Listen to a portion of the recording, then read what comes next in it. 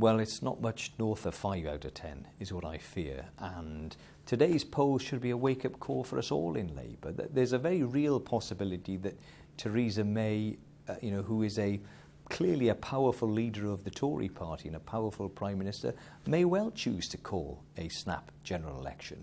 And Labour isn't right now ready for that. We don't look like a credible opposition. We don't look like a government in waiting.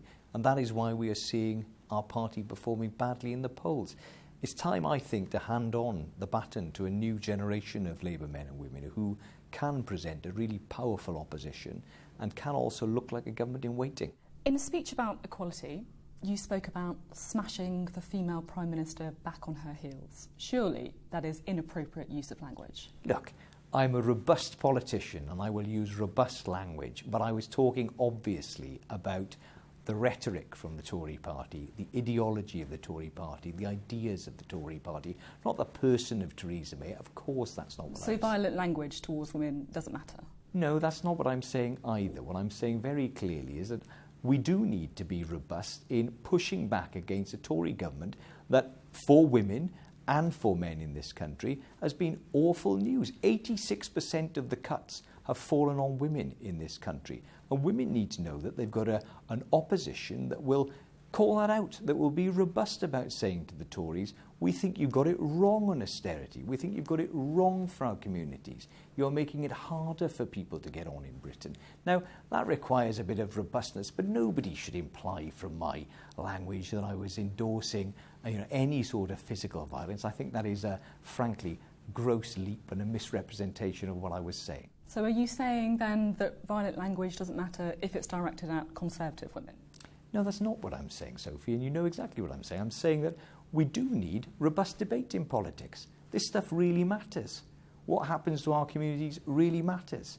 And I'm not going to apologise for being robust in my language, but nobody should misinterpret it either.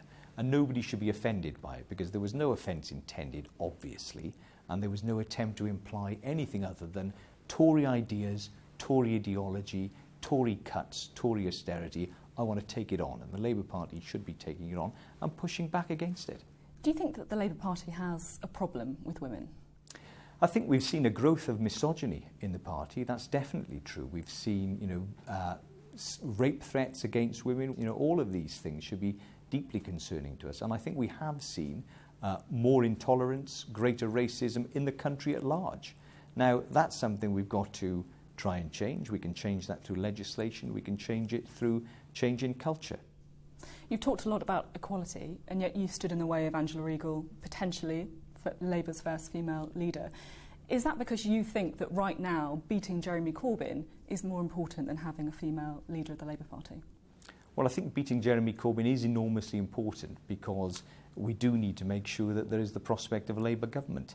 And I stood because I felt I've got the ideas and the energy, if you like, to take on the baton from Jeremy Corbyn, and I'm pleased to say that is what my peers thought. Are you saying that you think it's more important then to try and beat Jeremy Corbyn to get a Labour government as opposed to having a female leader?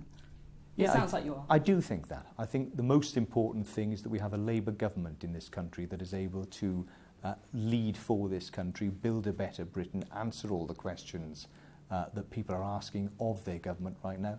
A People's Party that is going to operate on behalf of the people. That's the most important thing we face. That's the real challenge. Last year, Jeremy Corbyn won the leadership in the first round. This year, tens of thousands of people have signed up, paid £25 in order to vote for Jeremy Corbyn. Are you on a suicide mission here? Well, I don't know how you know all these people have signed up to vote for Jeremy Corbyn. You must have got insights into it that I haven't got, Sophie. My mother, for example... 140,000 people, tens of thousands, have, surely. Well, and equally, tens of thousands may well have joined up to vote for me or for somebody other than Jeremy Corbyn. As I said, my mum's joined the party, so it's at least 184,999 to 1 at the moment. You're hoping she's going to swing it for you? I'm hoping she may be the one vote that tips me over the edge.